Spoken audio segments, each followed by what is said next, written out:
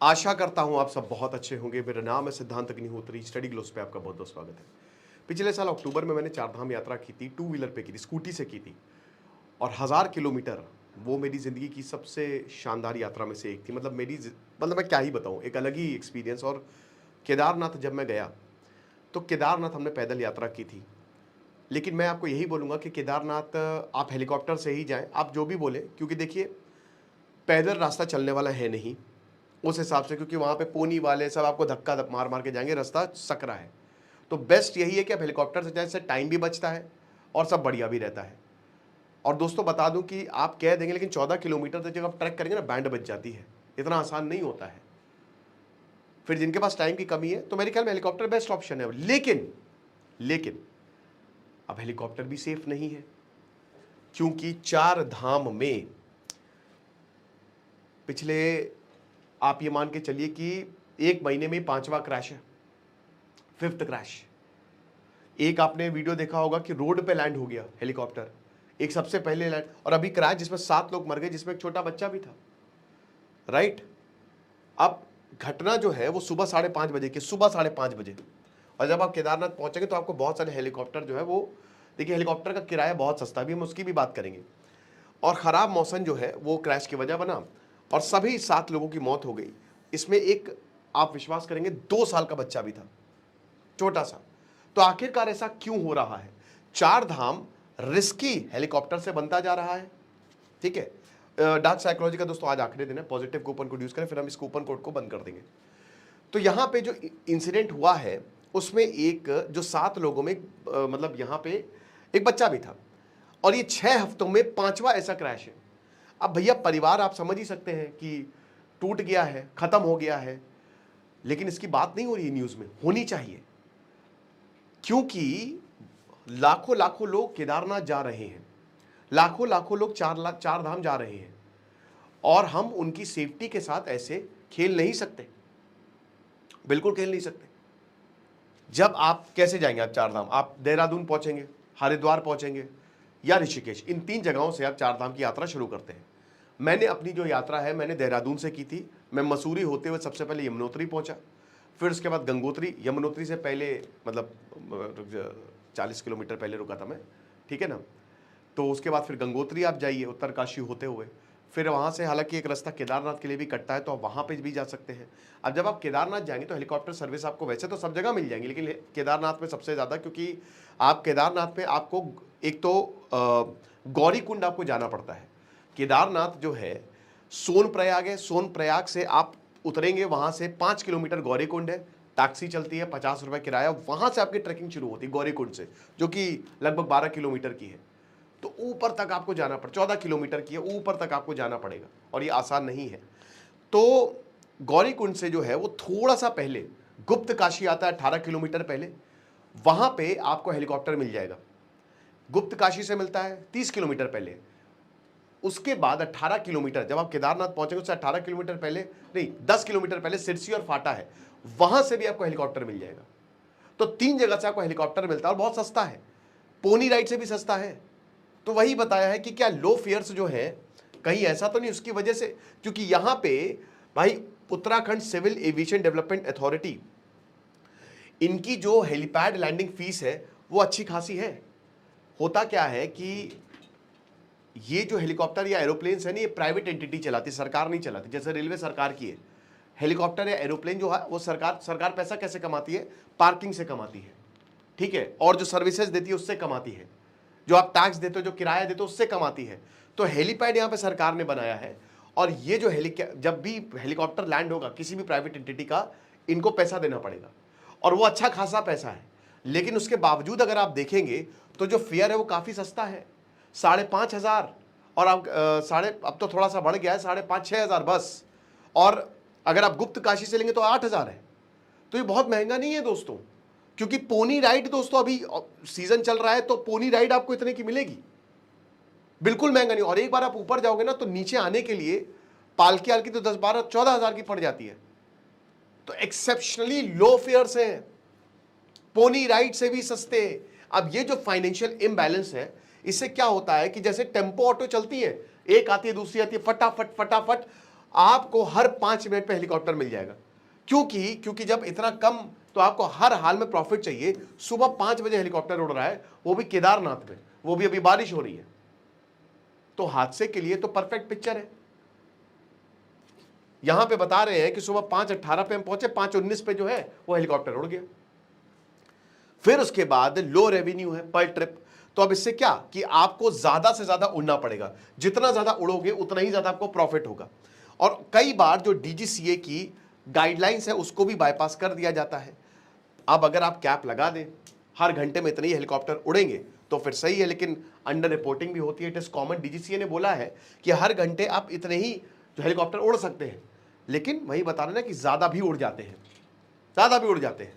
ठीक है, under reporting होती है। फिर उसके बाद पायलट्स पर एक्सट्रीम प्रेशर है। 12 साल लगते हैं दोस्तों, कमांड ऑफिसर बनने में 14 साल। ठीक है, लंबा एक प्रोसेस है पायलट बनने का। अब पायलट्स भी भाई लगातार आ रहे हैं जा रहे हैं, आ रहे जा रहे हैं, कभी उनकी भी मेंटल कंडीशन देख लो। कमर्शियल प्रेशर इतना है, इसकी वजह से ऑपरेशन बहुत ज्यादा हो जाते हैं।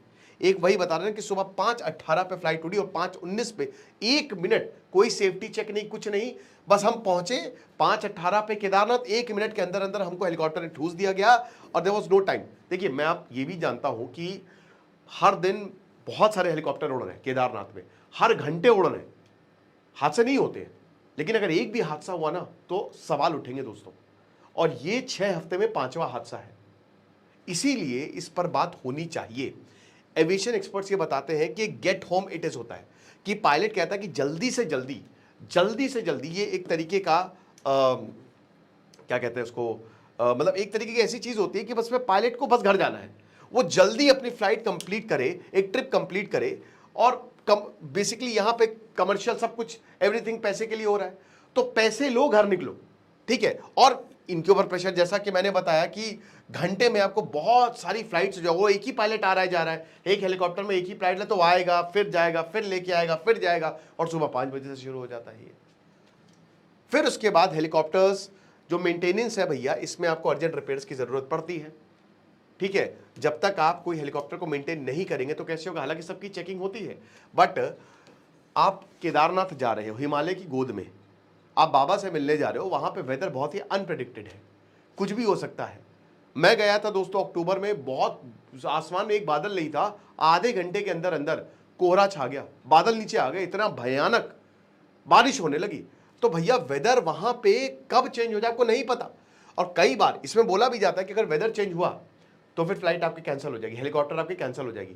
और रूल यहाँ पे स्ट्रिक्ट है, जैसे जब मैं वैष्णो देवी गया था तो वहां पे रूल थोड़े फ्लेक्सिबल थे, लेकिन केदारनाथ में रूल बहुत स्ट्रिक्ट है। आपको उसी टाइम पे पहुंचना है, अगर उससे लेट हुआ तो आपको घुसने भी नहीं देंगे, वो बैठने भी नहीं देंगे। अगर बोला है कि 8 बजे आपको आना है तो 8 बजे ही आप पहुंचेंगे, 8:05 पे भी आए ना तो आपका हेलीकॉप्टर मिस हो जाएगा, आपके पैसे गए। तो ये चीज हमेशा ध्यान भी रखिएगा जब भी अगर आपका हेलीकॉप्टर बुक है। फिर उसके बाद बताया जा रहा है कि हेलीकॉप्टर ऑपरेशन जो 4 धाम में है उसमें काफी कॉम्प्लेक्स चैलेंजेस हैं। एक्सपर्ट्स जो UCADA की हायरार्की उसमें बताते हैं कि जो एविएशन प्रोफेशनल है, क्या उनको वाकई में फील्ड एक्सपीरियंस है। मैंने क्या बताया कि 12 से 14 साल लगते हैं। कहीं ऐसा तो नहीं कि बस अभी पायलट की ट्रेनिंग लेके आए तुरंत आ जाओ भैया हेलीकॉप्टर उड़ाने लगो।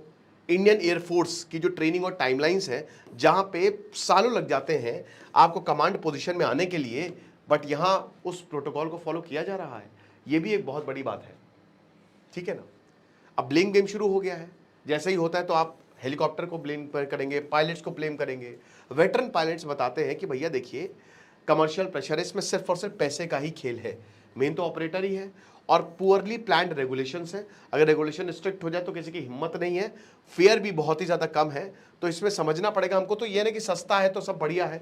तो रिफॉर्म्स की अगर बात करते हैं तो रिकमेंडेशन सबसे पहली तो यही है कि कॉस्ट मॉडल आप थोड़ा सा पैसा बढ़ा दीजिए, टिकट प्राइसिंग इतना भी क्या प्रॉफिट पे आपको काम करना है, सेफ्टी सबसे ज़्यादा ज़रूरी है, रॉयल्टी स्ट्रक्चर्स रखिए, टेंडरिंग प्रोसीजर्स निकालिए, ठीक है ना, ताकि ऑपरेटर्स जो हैं वो अपनी सेफ्टी को सैक्रिफाइस ना कर सके सर्वाइवल के लिए, है ना, और इसमें किसी परिवार की जान ना जाए। फिर पायलट की स्क्रीनिंग, देखिए हर लाइसेंस पायलट, जरूरी नहीं कि आपको लाइसेंस मिल गया तो आपको हाई एल्टीट्यूड का एक्सपीरियंस हो, हाई एल्टीट्यूड फ्लाइंग का एक्सपीरियंस हर किसी को नहीं होता है, तो उन्हीं ही पायलट को रखिए जिनको इसका एक्सपीरियंस हो, और ऑपरेटर को अकाउंटेबल फिर ठहराइए।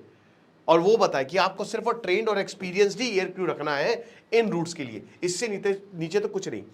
फिर उसके बाद जो एविएशन प्रोफेशनल कमांड में है उसमें यही बोला है कि देखिए इसमें प्रॉब्लम हमारे ये होती है कि जिसका काम उसी को साजे, नहीं किसी को भी बैठा दो। अब UCADA में ब्यूरोक्रेट्स बैठे हुए हैं, आपको एविएशन एक्सपर्ट्स को बनाना है ना, उनको बैठाइए आप पॉलिटिशियंस ब्यूरोक्रेट्स को, उनको क्या एक्सपीरियंस है उड़ाने का हेलीकॉप्टर या प्लेन, जिसकी नॉलेज आप उसको बैठाइए। तो इसीलिए आप प्रोफेशनल्स को बैठाइए मेरे भाई, ठीक है ना। और ये मॉडल इंडियन रेलवे में फॉलो होता है, इसलिए इंडियन रेलवे इतना सक्सेसफुल है कि वहां पे वो लोग बैठते हैं जो ऑलरेडी जो लोको पायलट हो चुके हैं या रेलवे का उनको एक्सपीरियंस है, प्रमोशन ऐसे ही होता है, ये चीज़ है। फिर उसके बाद एक्सपर्ट बॉडीज़ के साथ आप इंगेज करें। वैसे ही देखा आपने अहमदाबाद एयर क्रैश, तो और देखिए चारधाम एयर क्रैश की कोई बात नहीं कर रहा है, 5वां हादसा है भैया। तो भारत को एविएशन सेफ्टी में मल्टी डिसिप्लिनरी चैलेंज है ये, और इसमें जैसे रोटरी विंग सोसाइटी हो गई है भारत की, जिसको एक्सपर्टीज है ना, ऑर्गेनाइजेशन के साथ जिनको एक्सपीरियंस है सोसाइटीज के साथ, इसमें अगर वो इंटरैक्ट करते हैं, अगर वो उनसे सलाह लेते हैं तो ये बहुत अच्छा होगा। तो यही है कि देखिए ये बहुत ही दुखद घटना है, क्योंकि एक पूरा परिवार चला जाता है, लेक्चर हो जाएगा, बातें ख़त्म हो जाएंगी, उसके बाद हम अगली चीज़ों पे बढ़ेंगे। लेकिन जिनका अपना कोई खोया है ना, वो समझ सकता है दुख, उनके लिए तो पूरी ज़िंदगी का ट्रॉमा हो गया। तो मैं यही बोलूँगा कि ये जो देखिए, ये हम सब चाहते हैं कि हमारा भारत महान बने और जो भी खामियां हैं उनको हम सुधारें, है ना। तो इन चीज़ों को थोड़ा सा गौर किया जाना चाहिए, और अगर ऐसा होगा तो और ज़्यादा बढ़िया हो जाएगा। बाकी आप डार्क साइकोलॉजी के कोर्स को अवेल कर सकते हैं, मात्र 500 रुपये का कोर्स है ये। और फाइनली हम पॉजिटिव कूपन कोड को खत्म करेंगे। डिस्क्रिप्शन कमेंट बॉक्स में लिंक दिया हुआ है, तो अगर आप चाहते हैं कि manipulation technique, persuasion, influence, exploitation जो स्कूल में होता है, ब्रेन वॉशिंग, इन सबसे आप पार पा पाए और सीख पाएँ कि कैसे ये काम करती है, तो हमारे कोर्स को अवेल करें। Thank you.